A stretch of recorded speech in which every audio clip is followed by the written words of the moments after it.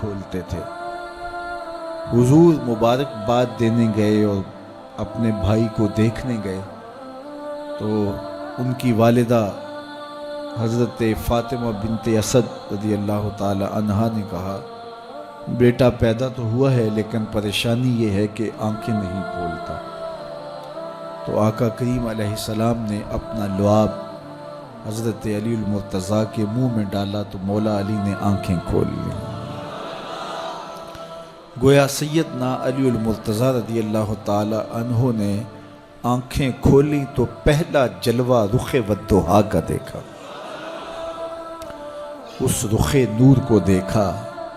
اللہ اکبر، قربان جائیں سیدنا علی المرتضیٰ کی آنکھوں پر جس کا پہلا نظارہ رخ محبوب تھا، اور پھر بچپنے کی عمر حضور کی قربت میں، حضور کی صحبت میں، حضور کی تربیت میں بسر ہوئی۔ آقا کریم علیہ السلام جب اللہ کے حکم سے اعلان نبوت فرمایا تو سیدنا علی المرتضیٰ رضی اللہ تعالی عنہ نے ایمان لانے والوں میں سر فہرست اپنا نام لکھوایا، اور آقا کریم علیہ السلام کے ساتھ پھر ہر محاذ پہ کھڑے ہوئے نظر آئے۔ سیدنا علی المرتضیٰ فرماتے ہیں کہ رسول رحمت نبی اکرم صلی اللہ علیہ وآلہ وسلم نے ارشاد فرمایا کہ اے علی تیری مثال حضرت عیسیٰ کی ہے۔ حضرت عیسیٰ کا ماجرا یہ تھا کہ ان سے دو طرح کے لوگوں کا معاملہ ہوا اور دونوں گمراہ ہوئے۔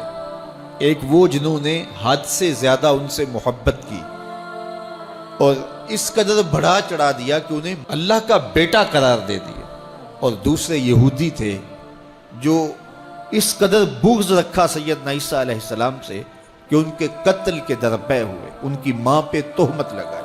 سیدنا علی المرتضیٰ فرماتے ہیں کہ میرے حضور نے فرمایا تیری مثال بھی حضرت عیسیٰ کی، تیرے معاملے میں آ کر بھی دو لوگ برباد ہوں گے، ایک محبت کی وجہ سے برباد ہوں گے، ایک بغض کی وجہ سے برباد ہوں گے۔ ایک محبت میں ایسے افراط کریں گے، اس قدر محبت میں تجاوز کر جائیں گے، حد سے بڑھ جائیں گے کہ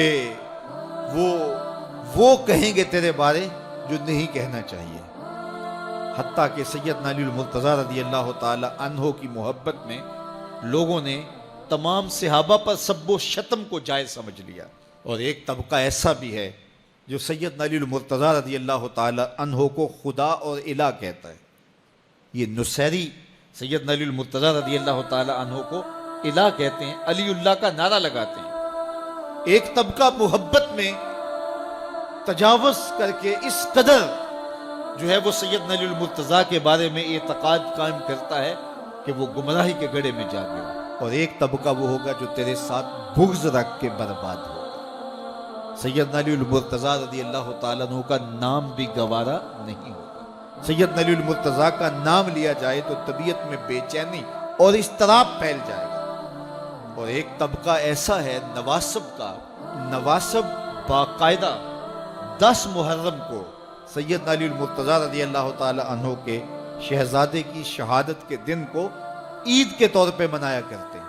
وہ نئے نئے کپڑے پہنتے ہیں، انواع و اقسام کے کھانے کھاتے ہیں اور ایک دوسرے کو مبارکیں دیتے ہیں اور گلے ملتے ہیں۔ تو نواسب سیدنا علی المرتضیٰ اور خاندان نبوت کے ساتھ بغض رکھنے کی وجہ سے برباد ہوئے، اور جو نصیری اور وہ طبقات جو حضرت سیدنا علی المرتضیٰ کے ساتھ محبت کے ازدیاد میں یہاں تک جا پہنچے کہ انہیں ابن اللہ کہہ دیا، یا ان کی محبت کے اندر جلیل القدر ہستیوں پر تان و تشنیع کے تیر برسائے، تو یہ گمراہی کے گڑھے میں جا گرے۔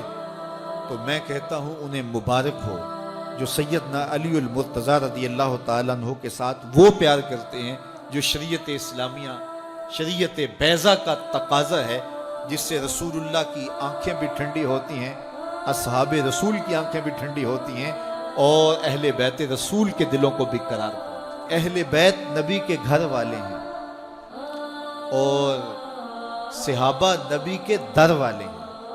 ہم کہتے ہیں گھر والوں تمہیں بھی ہمارا سلام اور در والوں تمہیں بھی ہمارا سلام۔ کتنے لوگ تھے جو ہمارے ساتھ چلتے ہوتے تھے. آپ ذرا اپنے ذہن پہ زور دیں.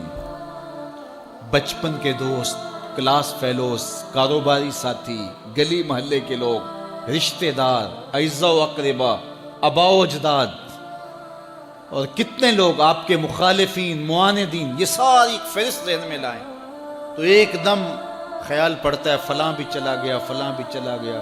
کوئی سال کے بعد اچانک کوئی بات یاد آتی ہے تو یاد آ جاتا ہے، کوئی 6 ماہ کے بعد یاد آتا ہے. کئی ایسے لوگ ہیں کہ سال ہا سال بعد یاد، ہاں وہ بھی ہوتا تھا. مٹی کا رزق بن گئے، قصہ پارینہ بن گئے. کہانی تو اتنی سی ہے نا، جو اکڑ اکڑ کے چلتے تھے آج وہ مٹی کا رزق بن گئے. جو اپنے بدن پہ چٹکی مٹی بھی نہیں پڑنے دیتے تھے آج ان کے کفن بھی تار تار ہو گئے.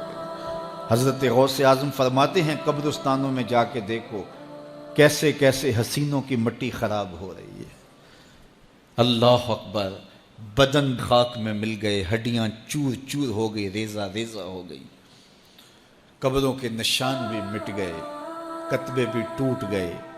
مٹ گیا مشتاق دل سے رنگے یاد رفتگاں. پھول مہنگے ہو گئے، قبریں پرانی. کون کسی کو یاد کرتا ہے؟ اور اسی طرح ہم مل کے مٹی کا رزق بننے والے ہیں، لیکن کوئی ایسا کام چھوڑ جائیں گے، اپنے رب سے جڑ جائیں گے، اپنے رب کے بندوں سے جڑ جائیں گے، رسول کریم کے دامن کو تھام لیں گے تو پھر موت بھی مرنے نہیں دے گی. پھر سر خرو اور سر بلند ہوں گے، پھر عزتوں کے تاج سروں پہ رکھے جائیں گے، وقار کی مسند پہ بٹھائے جائیں گے. فقیر نام تنا دا باؤ، قبر جنہ دی جیوے ہو. پھر قبروں پہ بھی چراغاں ہوگا جب ہم ان سے جڑ جائیں گے. تو یہ مختصر زندگی کی تمام تر لطافتوں کے حصول کے ساتھ گزرنی چاہیے. کتنے نوجوان ہیں جنہوں نے اپنی توبہ کو مؤخر کیا تھا بڑھاپے کے لیے، اور آج قبرستانوں میں دفن ہیں. آپ جا کے قبرستانوں میں دیکھیں، وہ سوچتے تھے کہ ابھی تو جوانی ہے، جوانی سے لطف اندوز ہو لیں، بڑھاپے میں توبہ کر لیں گے. لیکن بڑھاپا نہیں آیا، موت آ گئی. موت تو برحق ہے، یہ تو آ کے رہنی ہے، لیکن بڑھاپا لازمی نہیں ہے کہ ضروری آئے. حضرت امام غزالی نے ایک بڑی خوبصورت بات لکھی. فرماتے ہیں معاشرے میں نظر دوڑا کے دیکھو، زیادہ بچے ہیں، زیادہ جوان ہیں یا زیادہ بوڑھے ہیں؟ تو کہا آپ کو بچے زیادہ ملیں گے. ہر گھر میں دیکھ لیجئے، بچے زیادہ ہوں گے، جوان ان سے کم ہوں گے، بوڑھے ان سے کم ہوں گے. تو اگر بوڑھے تھوڑے ہیں، جوان زیادہ ہیں، تو غزالی فرماتے ہیں پھر بات سیدھی سیدھی ہے، بڑھاپے تک کوئی کوئی پہنچتا ہے، زیادہ جوانی میں چلے جاتے ہیں. اور کہا کہ اگر جوانوں سے بچے بھی زیادہ ہیں تو پھر اس کا مطلب بھی سیدھا سیدھا ہے کہ جوانی تک سارے نہیں پہنچتے، بہت بچپن میں چلے جاتے ہیں. غرہ کس پہ، ناز کس پہ، غرور کس پہ، تکبر کس پہ؟ تو یہ مختصر زندگی جو اللہ کی امانت ہے، اس کو اللہ کے نام پہ گزارا. جو بیت گئی وہ بیت گئی، وہ تو منہا ہو گئی زندگی سے.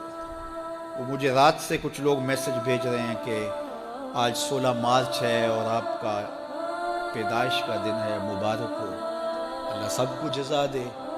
لیکن میں آج اپنی چھوٹی بیٹی کو بھی کہہ رہا تھا، وہ مجھے بولی کہ ابو آپ کو مبارک ہو. تو میں نے کہا کہ آپ ہاتھ اٹھا کے اللہ کی بارگاہ میں دعا کرو کہ اللہ آپ کے باپ کے 46 سال کے گناہ معاف کر دے. یہ تو زندگی گزر گئی ہے، 46 سال میرے ہاتھ سے نکل گئے ہیں. میں الٹا بھی لٹک جاؤں تو یہ میرے ہاتھ نہیں آ سکتے. اگر میں نے اچھے گزارے ہیں تو مجھے مبارک ہو اگر قبول ہو گئے ہیں، اور اگر اچھے نہیں گزرے تو مجھے توبہ کرنی چاہیے. زندگی کی کوتاہیوں سے توبہ کرنی چاہیے. ہم سمجھتے ہیں ہم بڑے ہو رہے ہیں، حقیقت میں ہم چھوٹے ہو رہے ہیں. ہم اپنی زندگی کے اہداف طے کریں، زندگی کے مقاصد طے کریں. ساری زندگی اس کے گرد سفر کرنی چاہیے. کئی لوگ ساری زندگی گزار دیتے ہیں، ان کو ساری زندگی راستے نہیں ملتا کہ جانا کدھر ہے. وہ کیوں؟ وَأَضَلُّ السَّبِيلَ. اللہ فرماتا وہ بھٹکے ہوئے مسافر ہوتے ہیں. اللہ سے راستہ مانگو، آہستہ چلو لیکن منزل کا تعین کر کے بڑھو. بڑھتے رہو، منزل تمہارا استقبال کرے گی. آج مشکل ہے تو کل آسانیاں ہوں گی. تو یہ زندگی تیزی کے ساتھ کٹ رہی ہے. لمحہ لمحہ میں اور آپ موت کے قریب ہو رہے ہیں. قبل اس سے کہ وہ وقت آئے کوئی حجت باقی نہ رہے، مجھے اور آپ کو اپنی آخرت کی تیاری کی کوشش کرنی چاہیے.